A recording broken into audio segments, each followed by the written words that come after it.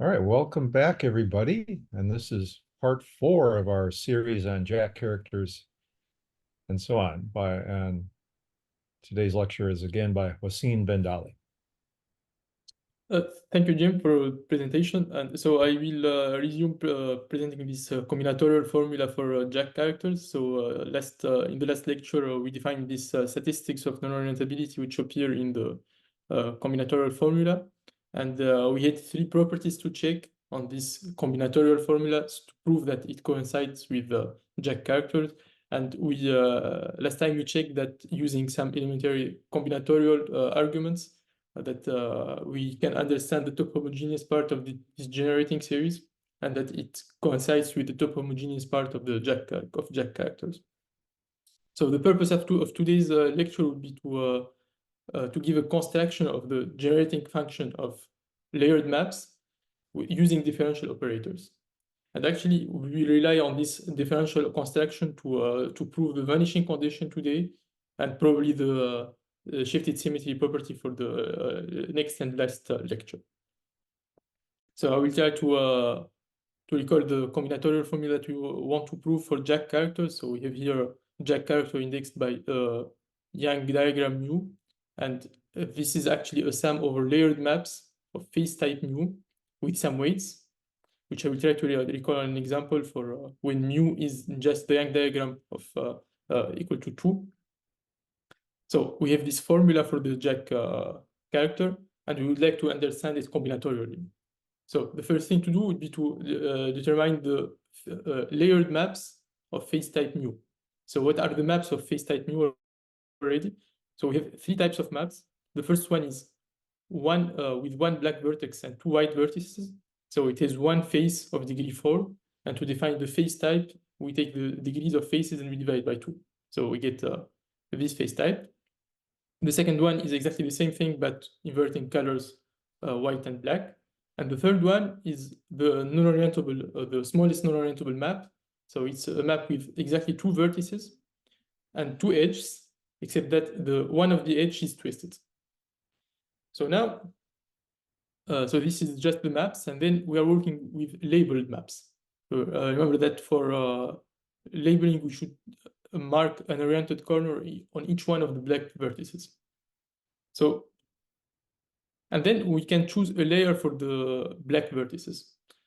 So in the first map, we have exactly 1 black vertex.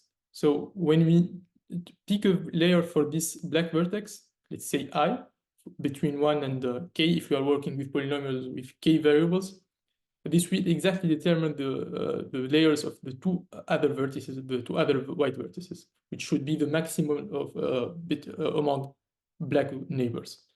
So this is the first case. In the second case, it's a little bit more tricky because we should fix the layers of 2 black vertices, so they can coincide and be equal, both of them, to I. So this will give I to the white vertex, but they also can be different. You can have I for one of them and j, let's say j is smaller than I for the second one. So the white vertex will take the maximum, the maximal index of layers, which is here I. And in the third case, we just choose a layer for the black vertex, and it fixes the layer for the white vertices. And this gives the weights, the layer weights of the map, which are here in the numerator of the blue part of the weight, which is given by minus alpha si for each white vertex in weight I. And then we divide by some normalization factor here, and we get this blue weights. And the last thing to check is this non-orientability weight, which was defined in the last lecture using a recursive decomposition. So in particular, this eta m statistic, it satisfies the condition that if the map M is orientable, the statistic should be 0. So for the first 3 maps, they are orientable, so it's easy. We know that the statistic is 0, so b to the power of eta should be equal to 1. And the second one is not orientable, so we know that the statistic should be strictly positive. And we can check that here we have just added 1 non-orientable edge, let's say the second one. So it will give exactly b. And then when we sum all these quantities, we will obtain exactly this formula. So now what we want to prove is that this generating function can be constructed using differential operators. So we have here the generating function of with k layers and with fixed phase type mu. But you can also define the generating function of all k layered maps without fixing the phase type. So we need to introduce a new parameter t, which will be the weight of edges. So if the map is, let's say, size n, we'll attribute the weight minus t to the power n. So for each edge, we have a weight minus t. And then for this minus just comes from the minus here, the minus one in the previous equation. And then we have the alphabet of power sum functions. And for each map of phase type mu, we associate the weight p indexed by mu. And this is actually, we can see it in the space of formal power series in T, for which the coefficients are polynomials in Pi and Si. So T are the weights of edges, Pi are the weights of faces, and Si is the weight of one white vertex in layer I. And actually, we want to prove that this generating series satisfies the two vanishing property. And once we have this extra parameter T, we can check that the vanishing property says that when we specialize the function f, so we specialize the SIs to be the size of partition lambda, and then we extract the coefficient of t to the power n with n bigger than the size of lambda, this should be 0. Another way to say it is that with this specialization, the function f is actually polynomial in T with degree the size of lambda. So this is the goal of our goal today for this lecture. And the other remaining property to prove is the shifted symmetry property, that this function fk is actually symmetric not in SIs, but in Si minus I over alpha. So the vanishing property can be proved combinatorially, but only for alpha when alpha is equal to 1 or 2. Because if you remember, when we take alpha equal 1, so this means that b equals 0, and the generating function corresponds to generating functions of orientable maps. And when we take alpha equals 2, this corresponds to generating functions of all maps, orientable or not, but without non-orientability weights. And using some inclusion-exclusion properties, Ferrier and Schneidi proved that in these two cases, the vanishing property holds. The only problem is that when we have these non-orientability weights, this kind of combinatorial proofs of inclusion-exclusion, they do not work. And the reason is that the non-orientability weight, it really depends on the way of decomposing the map. So we cannot construct the map in different ways, and then you say that the non-orientability weight would be the same. There is no reason for this to be true. However, it turns out that the vanishing property is still true. And to prove this, we are going to prove that the generating function f can be constructed using differential operators, and then we encode these properties of the vanishing property and the shifted symmetry property using the differential operators. So more precisely, what would be this differential? What would this differential construction look like? So what we can prove is that the generating function of k plus 1 layered maps can be constructed using the generating function of k layered maps by applying some operator, which is this exponential operator here. So what we have here is the function of k layered maps, but with layers from 2 to k plus 1. So we have just the layer 1 is empty, and we are going to add the layer 1 by applying this operator. And more precisely, the operator Bn here would be an operator which adds one black vertex of degree n, and with in layer 1. So if we imagine that, let's say that k is 2 here, so we start with a map with layers 2 and 3 without layer 1, and we want to add the layer 1. So what we want to do is to add a collection of black vertices, and each one of the black vertices can be when we add a black vertex, we can add some new white vertices. And this is precisely the role of these operators Bn. So when we add, when we apply the operator before, we will add the one black vertex of degree 4 using possibly new white vertices. And by the definition of layered maps, these new white vertices should be in layer 1 also, because they are only connected to these new black vertices, and the black vertices have are in layer 1. So also this will be the case also for white vertices. So what we want from these operators Bn is to control the phase type, but also the weights of non-orientability. So each time we add an edge, we want to know which type of edge is it. And that's what I will try to explain in this lecture. So for this, we will use differential operators, and I will start with simple examples of. Can I ask a question? Yes, of course. If you just go back to the previous thing. Mm-hmm. So your operator Bn is adding one black vertex. Yes. Layer 1. Yes. But in general, you want to add many vertices. That's why you have the exponential. Exactly, yes. Okay, thank you. So, yes, thank you. So thank you for your question. So we want to add a new layer, and this layer can have many black vertices, but it can also be empty, for example. So that's why taking a collection of black vertices, we translate this in terms of operators with taking this exponential. And actually, what we can also remark here that it's crucial that we are adding layer 1 and not layer 3, for example, because black vertices 1 can be connected to any white vertices. So when I am adding these new black vertices, we don't really need to know how many white vertices in layer 2 there are in the map or in layer 3. It can be connected. We can connect it to any white corner in the map. However, if you ask me, for example, to add a black vertex in layer 3, we cannot really write this using differential operators, because a new black vertex in layer 3 cannot be, for example, connected to a white vertex in layer 2. And this definition of layered maps, it makes it easier to construct the map by adding each time the lowest layer of the map. And that's why this decomposition in layer by layer is really crucial.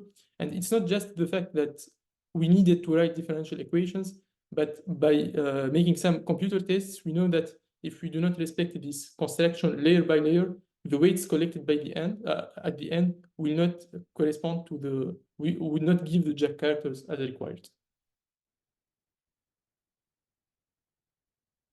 So now I will get into the details of the operators Bn and how they are defined. So actually they were introduced by Maciek with Guillaume Chapuis in a recent paper two years ago related to the B conjecture of Gould and Jackson. But I would like to start by simpler examples with operators which do not add one vertex with many edges, but operators which add exactly one vertex.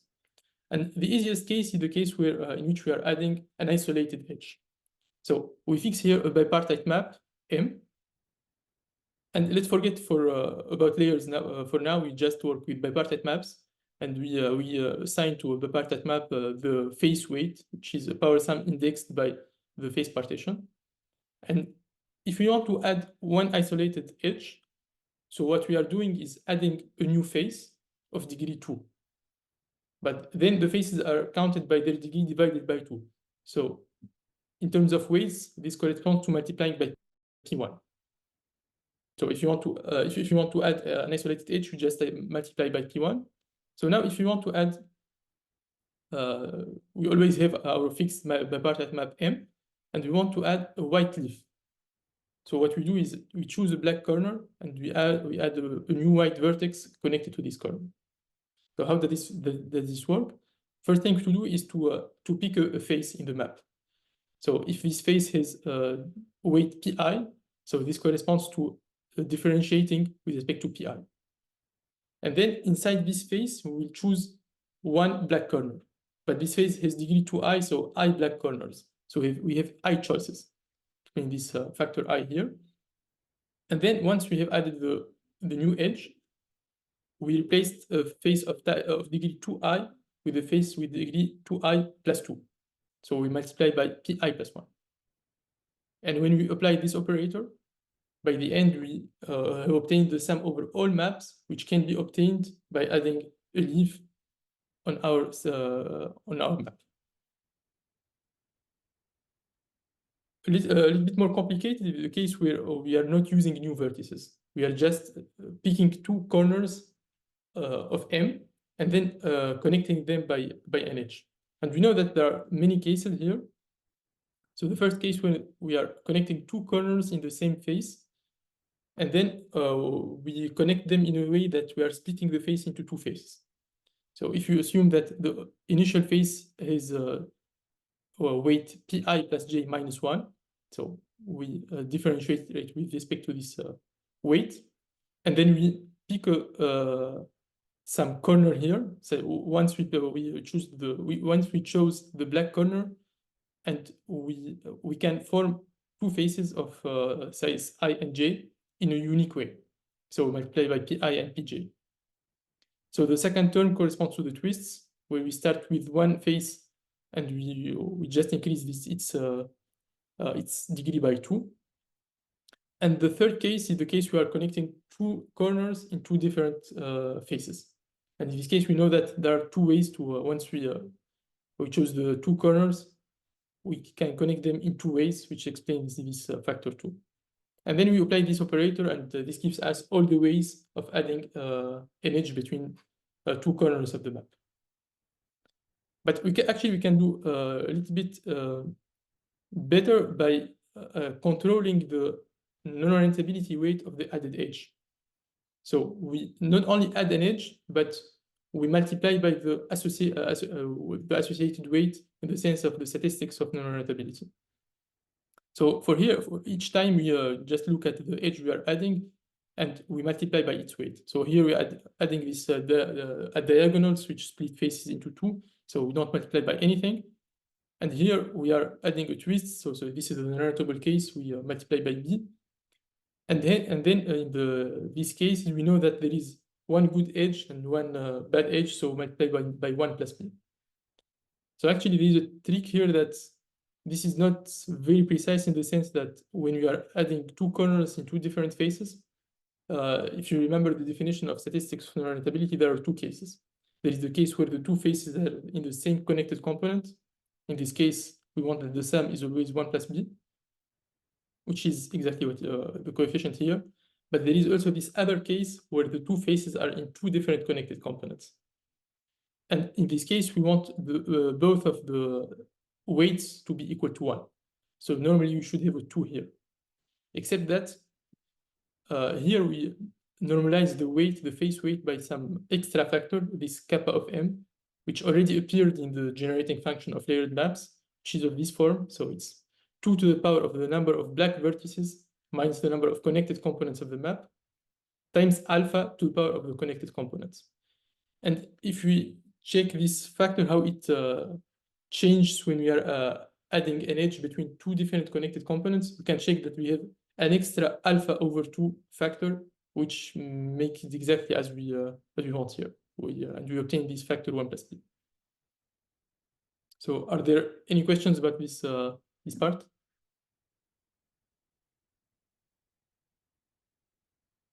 So this operator then works for any MON, I guess. Exactly, yes. So for any map M, when we apply this operator, it acts by adding an edge between two corners of the map.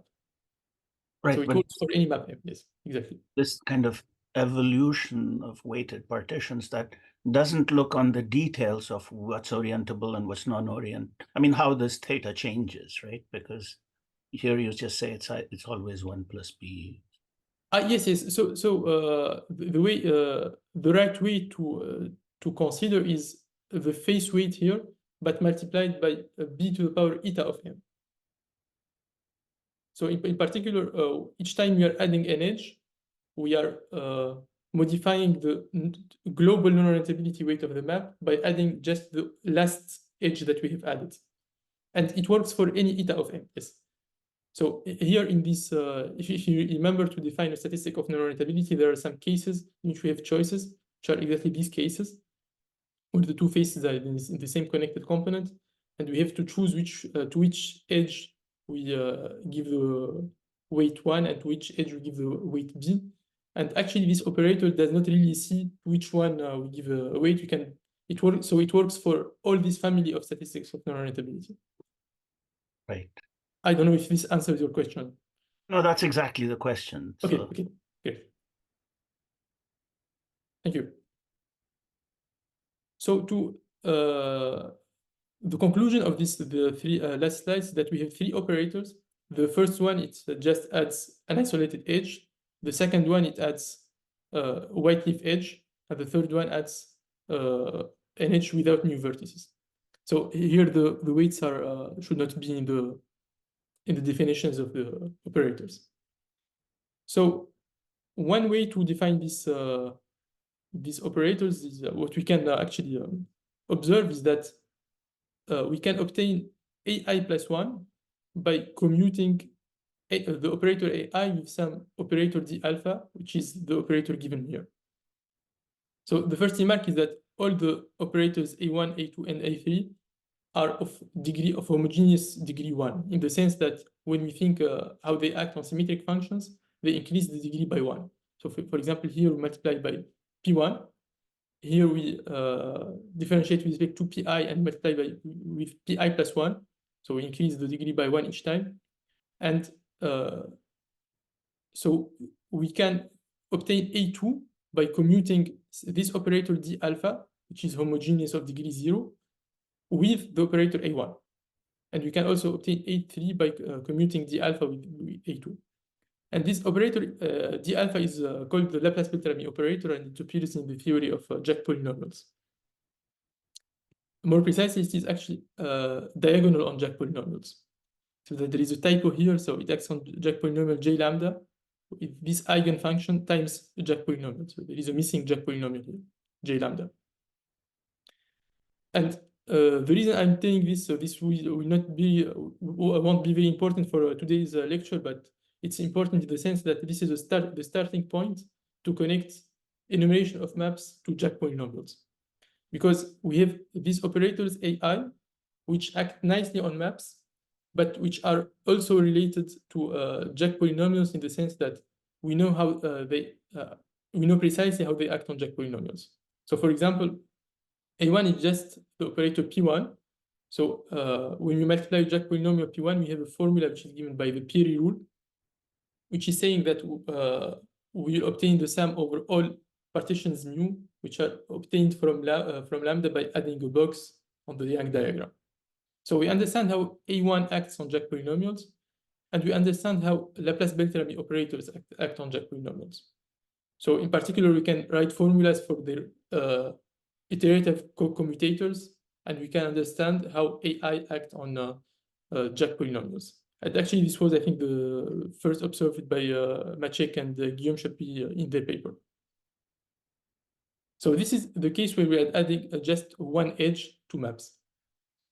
But what Chapuis and Doing observed that we can do better by adding a block of edges which are connected to one black vertex.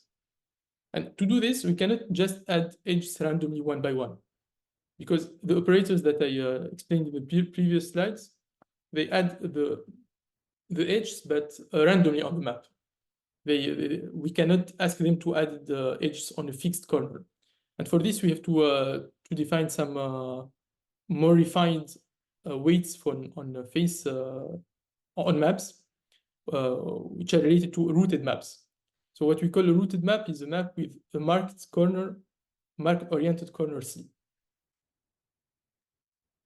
And to mark rooted maps, or to give weights to rooted maps, we need an extra alphabet yi, which starts with y0, y1, and so on. And then what we will do is we will always associate to a face which is different than the root face. So the root face is the face which contains this marked corner.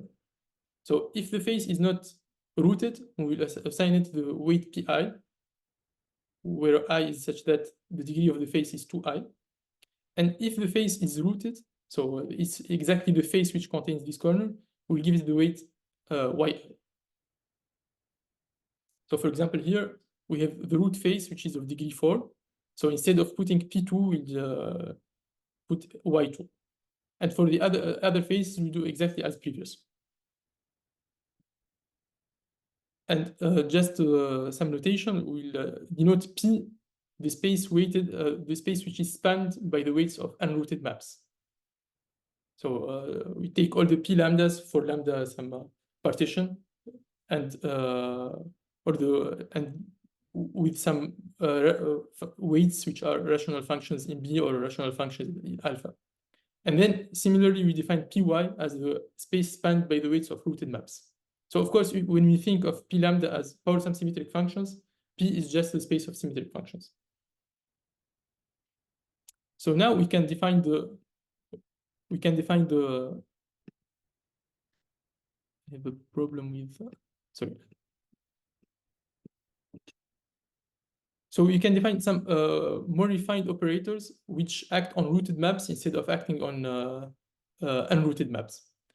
So the first operator is just a multiplication by y0. So if we start from a map which is not rooted, we can just add an isolated black vertex, which we think of as a rooted vertex. So in particular, this operator, just the multiplication of by this factor, will go from the space P to the space Py of weighted maps. And then the second operator is y plus. So this is an operator which adds a white leaf, but not anywhere on the map. We want to add the leaf exactly on the root corner. So we take the root face and then we increase its degree by 1. So this is the kind of analog of the operator A2 that was defined a few minutes ago. And we can also define analog of the operator A3. This is the gamma y. But instead of having only pi's in the formula, we mix pi's and yi's. So this is the operator which adds a root, adds an edge on the root corner. So it connects the root corner to some other white corner of the map without adding new white vertices. And these two operators, they act on just on the space py. And then finally, so we add some edges, and by the end, we apply some operator theta y, which forgets the root. So it takes the weight of some rooted map, and we replace the yi by pi. And then when we can construct this the operator bn, which builds a vertex, black vertex of degree n by with this formula. So I will try to explain how it works on an example. So in particular, this operator Bn, it goes from the space P to the space P. So we start with the weight of unrooted map and it will give by the end an unrooted map. So how does this work? So let's assume that we have here our map. First, we apply y0 divided by this 1 plus b to add an isolated black vertex. And this isolated black vertex will play the role of a rooted face, which is for now of degree 0, which explains the y0 here. And then for I from 1 to n, for each step, we have two choices. Either we add a new white vertex, or we add an edge which does not use new white vertices. So y plus is to add a white leaf, and gamma y is to add an edge without new vertices. So for here, we can add the edges one by one. So in the first step here, we have an edge. We have added an edge without new white vertices. So this is gamma y that is acted. And then in the second step, we added a white vertex. So this is y plus. And then we multiply with this weight u to say that we will assign to each new added white vertex the weight u. And then we continue like this. And if n is equal 4, so if n is equal to 4, we have added our 4 edges. And by the end, we just want to forget that we had some roots here. So we apply this operator theta y to pass from a map with an active root to a map without any root. Are there questions about these operators? And then the remark is that for now we have acted by these operators Bn on bipartite maps which are not layered, but the idea is that we can also think of the maps on which we are acting as layered maps, with the remark that when we add a black vertex in the minimal layer, we can connect it to any white vertex. Except that in the definition of the generating series, we want that each time that we add an edge, we multiply it with minus t. So each operator Bn with a p should appear with the weight minus t to the power n. And then white vertices which are added during in this operation, they are in layer 1, so they should have the weight minus alpha s1. So instead of taking a general or a formal parameter u, we will specialize this u to be equal minus alpha times s1.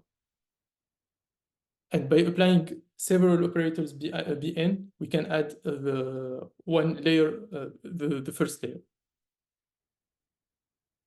So the idea of these operators Bn, so they are defined using some variables yi, which are used in intermediate steps, but by the end they are forgotten. And that's why sometimes they're called catalytic variables. So this operator Bn goes from the space P, which does not contain the alphabet y, to the space P. In particular, we can give differential expressions of these operators without the alphabet y. So for example, B1, the operator which adds one vertex of degree 1 is this formula.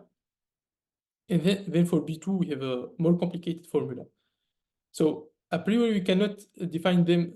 So if you try to define them directly like this, it's become very complicated. You can see already for the second one, it's quite complicated. However, we can define them in a compact way using these catalytic variables, which allow us to understand the combinatorics of these operators in connection with the construction of generating series of maps.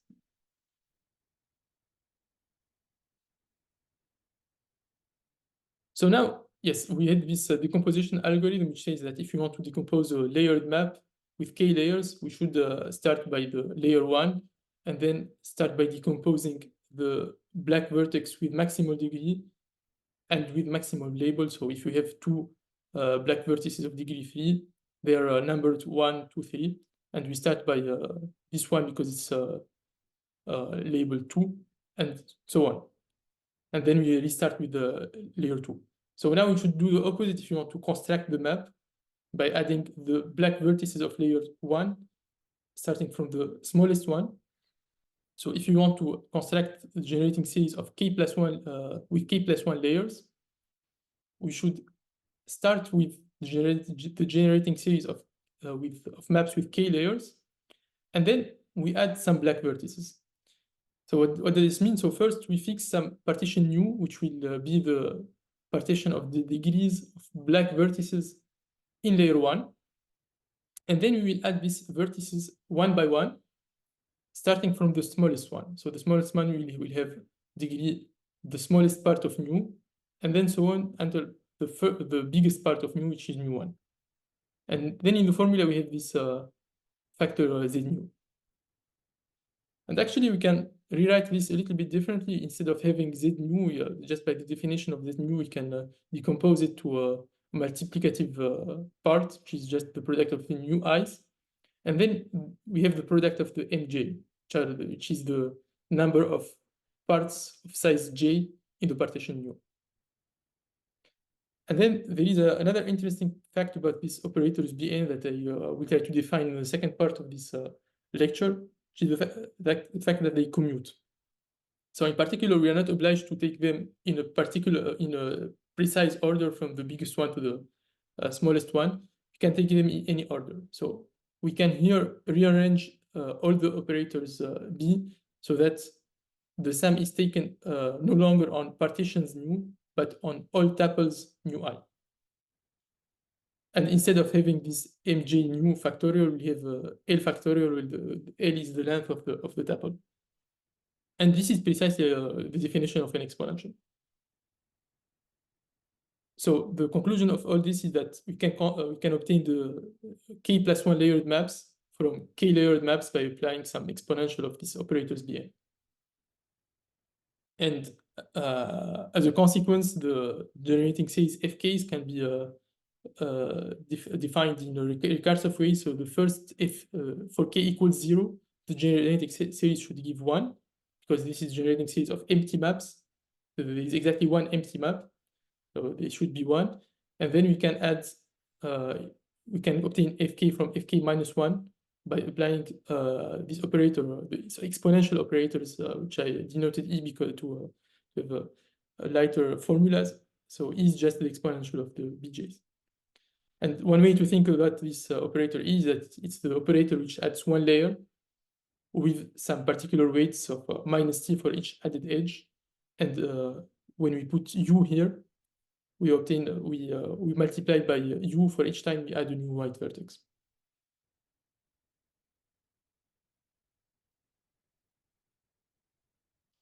And in particular, we can write the generating series F with k layers as a product of operators E. The first one is specialized as minus alpha S1, the second one to minus alpha S2, and etc.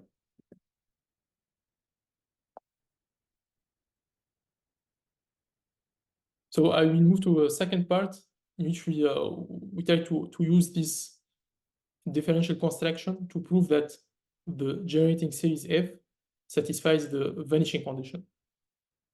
And for this, we will need what we call the tau function with 2 alphabets. So this tau function is looks like a Cauchy kernel. So it depends on two alphabets. So we have a parameter t, 2 alphabets of infinite variables p and q, and an extra variable u. And then we take the sum over all partitions lambda of the product of 3 Jack polynomials. So the first Jack polynomial is, let's say, it depends on an underlying variables xi, and the second one, in the middle, it depends on a second independent infinite alphabet of variables yi. And here p is the power sum in the variables xi, and q are the power sums in the variable yi.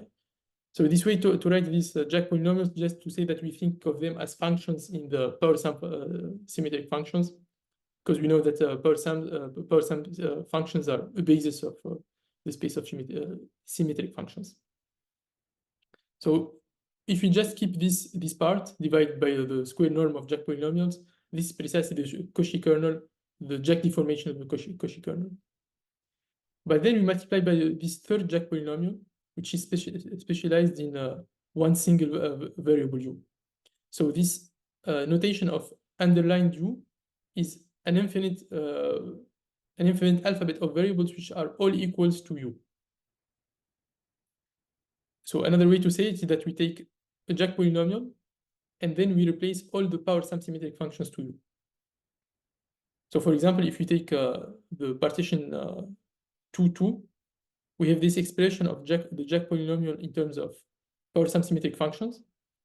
To obtain the specialization, we replace P1, P2, P3, and P4, all of them by U, and we obtain this formula. And actually, we have there is a nice theorem of Stanley from 1989, which gives a combinatorial formula for this specialization of Jack polynomials. So it says that when we apply this specialization, the Jack polynomial J lambda can be written as a product over all the boxes of the Young diagram lambda of U plus the alpha content of the box. And the alpha content is the alpha times the co-arm minus the co-length. So the co-arm of a box is the number of boxes on its left, and the co-length is the number of boxes on the bottom of this box. And if you are more comfortable with the theory of McDonald polynomials, this can be obtained actually by taking some limit of a specialization of a platistic substitution in the language of McDonald polynomials.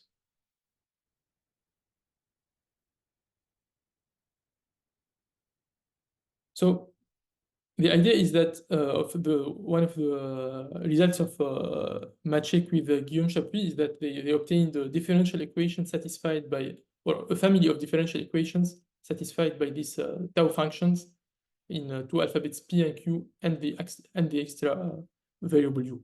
And it says that when we act by the operator Bm on this function, it's Bm in the first alphabet P. It's exactly the same thing as acting by Qm dual on this tau function. So Bm is in the alphabet P, so this is an operator which increases the degree of the function in P by m. And the second one is an operator which decreases the degree of the function in Q by m. And one consequence of this differential equation is that we can construct the tau function using the operators Bm in this way. So it's an exponential of the operators Bm acting on one. So here we have this. We have two alphabets P and Q. So P, it appears in the operator Bm. So the operator Bm acts on the alphabet P, and then each time we act by Bm, we multiply by Qm. And if you remember the formula that we had for the series of layered maps, this really looks like the construction of one layered maps, except that this one is a refinement of it, because in the formula for one layered maps, we did not have these extra variables Qm. So what we are saying here is that we are constructing one layered maps which are just bipartite maps, but we keep track of the degrees of faces, but also of black vertices, because each time we add a black vertex of degree m, we multiply by Qm. And also we also have this, as usual, the variable u, which counts the number of white vertices in the map. And then the reason we need this, because when we understand how an operator acts on the tau function, actually this gives all the information about the operator. So there is this classical trick in the theory of symmetric function that if we know how an operator acts on the Cauchy kernel, so we understand everything about the operator. And here we have operators in one alphabet P, but with an extra variable U. And it turns out that the good kernel to act on for these operators is this tau function. So we'll use repeatedly this differential equation to extract information about the operators Bm. And the first thing that we'd like to prove is the commutation relationship. I call the first commutation relation of these operators Bn, is that when we take two operators Bn and Bm for any n and m, but which are specialized in the same variable u, they commute. So how do we prove this? So what we know is how the operator Bn act on the function tau. So now we can act by a second operator Bn on the left, on the both sides of the equation. We obtain this. But here, what we have is a multiplication by the operator Bn in the alphabet P, and then a derivative with respect to Qm. So we have an operator which acts on P, an operator which acts on Q. So if they commute in a trivial way, we can commute them, and then we reapply the same differential equation to say that Bn acts like a derivative with respect to Qn. And now, once we are here, we know that two derivatives, they commute. We can just exchange them, and then we can go back in the same way. So this this formula is symmetric in n and m, and we obtain that we can exchange m and n here. So what we obtain now is that Bn times Bm acts in the same way on the tau function as Bn times Bn. And why is this sufficient to prove that they commute on any symmetric function? Because now we can extract the coefficient of j lambda in the alphabet Q. So when we extract this coefficient, so we have some extraction on the left each time.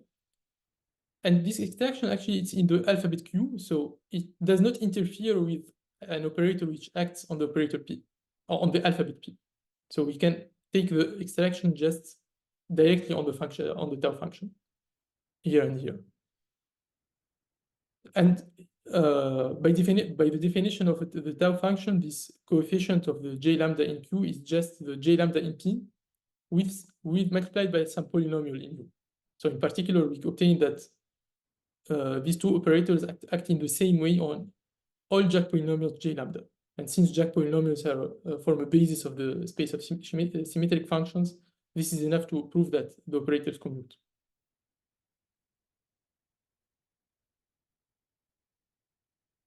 Are there any questions?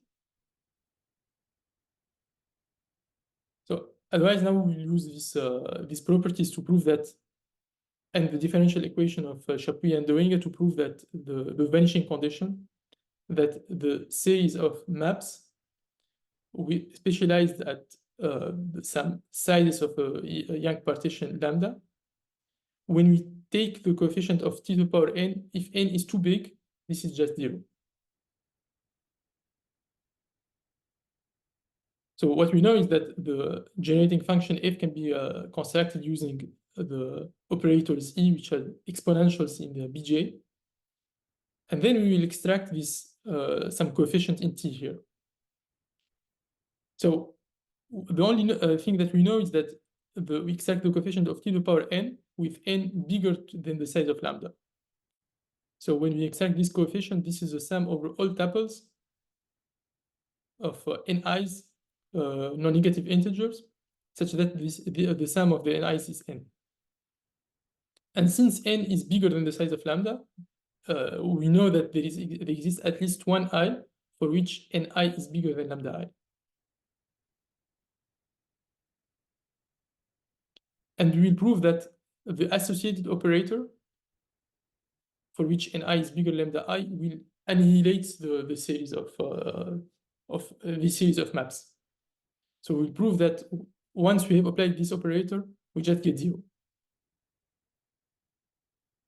And for this, we construct a sequence of spaces, of increasing spaces pi's. So they are indexed by non-negative integers. So p0 will be just the space of constant coefficients. So when we think of pi's as spaces of symmetric functions, p0 is the function, the constant functions, which is dimension 1.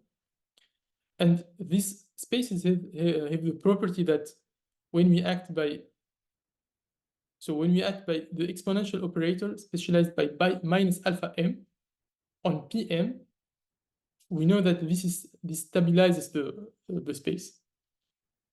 So for any coefficient t to the power n of this operator, it stabilizes the space pm.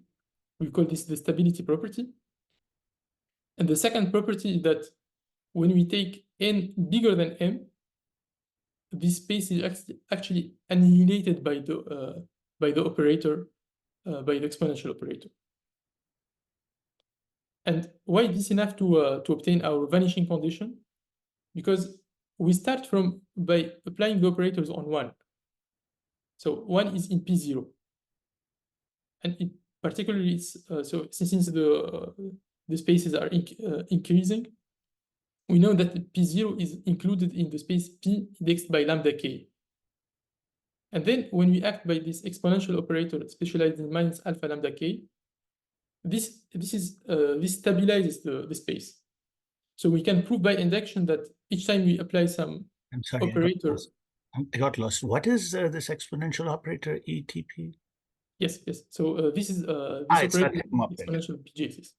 Yes, it's the same operator that you had. Yes, this is the same exponential operators. So combinatorially, this is the operator which adds one layer on maps. Right. So we start from P0. So P0 is included in P lambda k. We act by the exponential operator in minus alpha lambda k, but we know that it stabilizes this space. So we stay in P lambda k. And then we move to the second operator, which will be lambda k minus 1, for example, but which is bigger than P lambda k. And then we iterate the argument to prove that all these after applying, let's say, J operators, we will be in the space P lambda J. But then we arrive at this red operator, which is problematic because we have Ni, which is bigger than lambda I. So if you know that we are working in some space which is included in P lambda I, because the sequence lambda J is increasing from right to left. So using the second the annihilation condition, we obtain that this is just 0. So is this idea clear?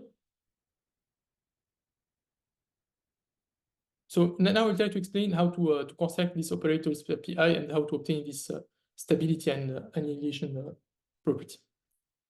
So the way we define this space is Pm. So this will be the space spanned by all the Jack polynomials for which the biggest part of lambda is always less or equal than m.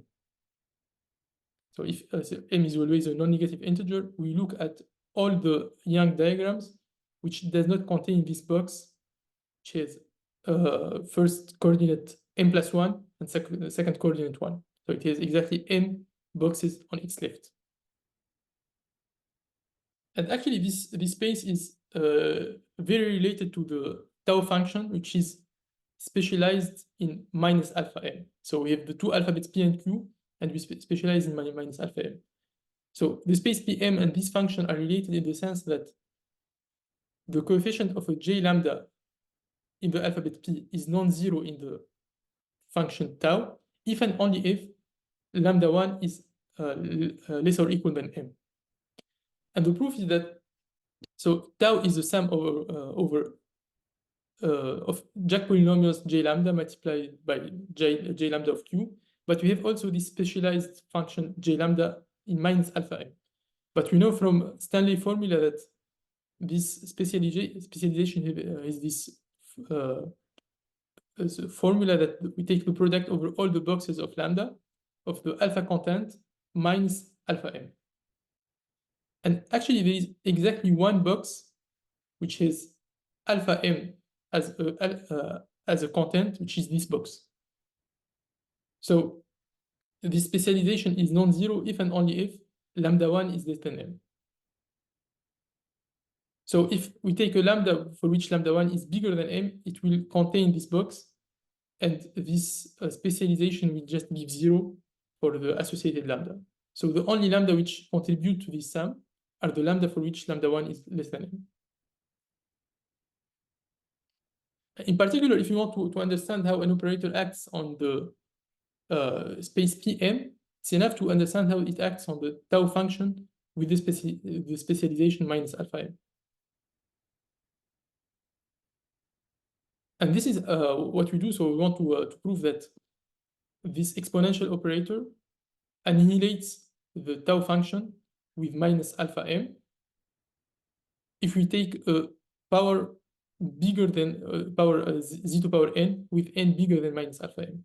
So if you remember the annihilation property that we wanted to prove, that this exponential operator with some big extraction, it acts on Pm as 0. So what we are saying is that thanks to this equivalence, it's enough to understand that it acts as 0 on this tau function. So what we know about this tau function is that it can be constructed using the operators Bj, specialized in minus alpha m.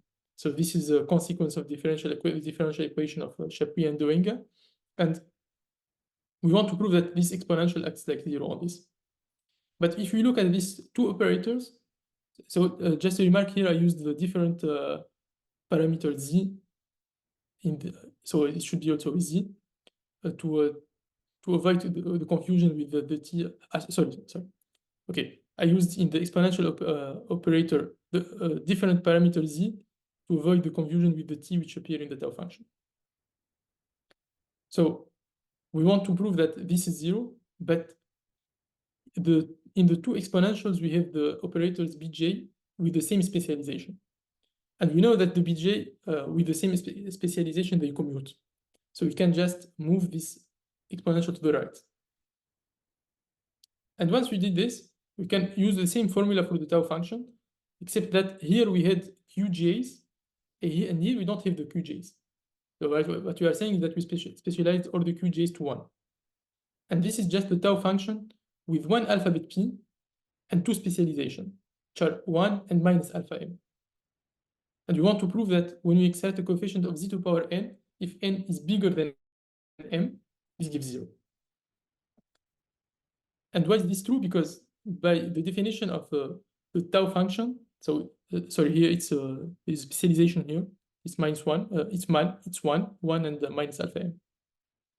And with these two specialization, we have a sum over Jack polynomials in the alphabet P and the two specialization. But when we had one specialization, we had one prohibited box.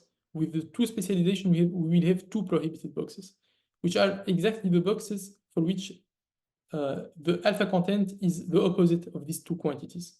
So here we have minus alpha m, so we look at the box of content m alpha. And here we have 1, so we look at the box of content minus 1, which is exactly this one.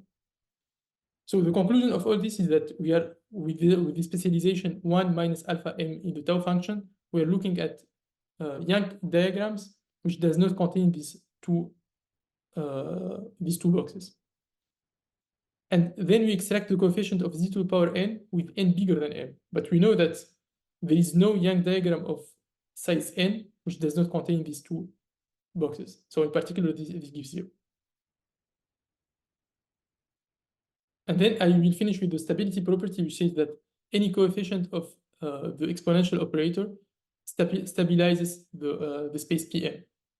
So it's always the same trick. We to understand such an action, we just act on the associated tau function. So our purpose is to prove that the space is stabilized. So what we more concretely, what we want to prove is that if I take j lambda with lambda 1 less than m, so it's a j lambda in this space. Particularly, these j lambdas, they span the space Pm by definition. And then I take xi for which xi1 is bigger than m. So it's the Jack polynomials which are not in the Pm. And then we act on j lambda by Pn, specialized in minus alpha m, and we extract the coefficient of j xi, which we should obtain 0. So that's exactly what we want to prove. And it's always the same recipe. To understand such extraction, we act on the tau function with the specialization minus alpha m. And what we know is that, so we just try to understand this extraction, so we extract some coefficients. So this is, we extract the coefficient of xi in P and j lambda in Q. And then we know that some extraction, they commute with the operator. So an extraction in the alphabet Q commute with an operator in P, and vice versa. And then we look at what is happening on the both sides. So for example, here we are extracting on the tau function j xi of P with xi which is not satisfying the good condition. So this gives 0. And the other one, when you are extracting j lambda of Q in the tau function, this will basically give j lambda of P, because lambda satisfies this condition. And we obtain the desired equation for any lambda and xi, and this proves that the stability condition. So in particular, this proves the condition that we want to check on the spaces Pm, and this gives the vanishing condition.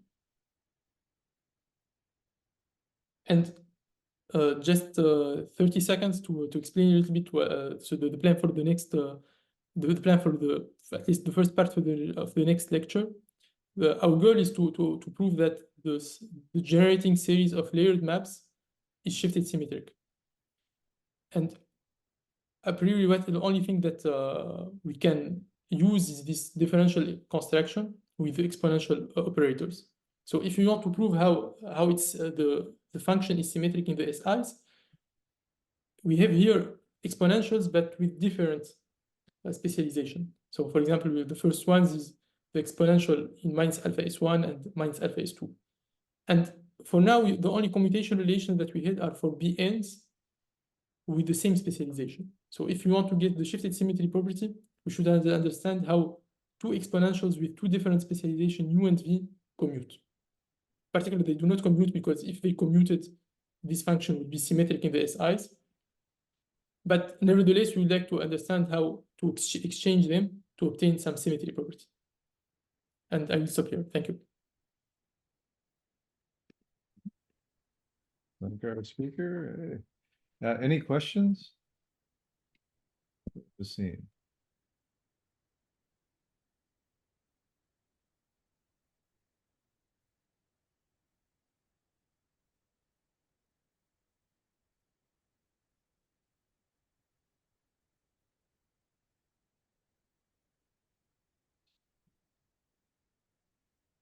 I don't see any questions.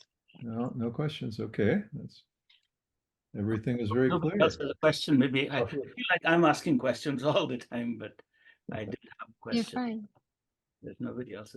So Emily Circle and Yusra Naqvi and I, we have some formula for. So basically the Jack character is obtained by applying a dehomogenization operator to the power sum symmetric function. Yes. The sum operator that Friedrich Knapp and I introduced in our paper. Mm-hmm. And interpolation polynomials come by applying this to Jack polynomials. But Emily and Yusra and I, we figured out how to apply this to monomials, and we got some combinatorial formula for this. So in principle, one can compute it for power sum symmetric functions. Mm-hmm. And then there should be some combinatorial connection between what we obtain and these combinatorics of maps. Yes, yes. So this is a mysterious mysterious thing that we there are many formulas with tableau, right? With for Jack polynomials.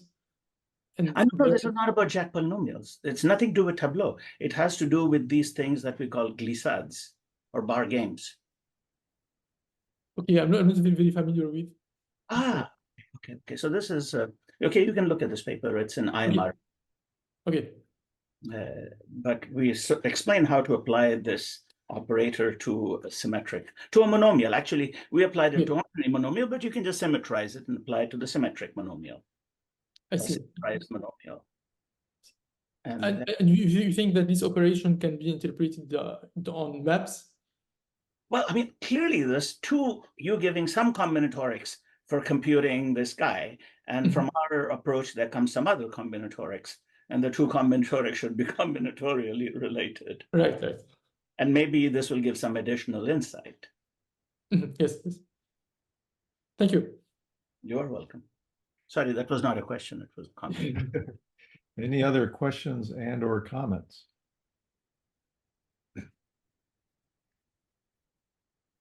Okay, and we'll stop for today. And Houcine will continue on Tuesday. Or will it be Messier then? One of the two. Yeah. Thank you. Okay. Bye. Bye. Bye. So,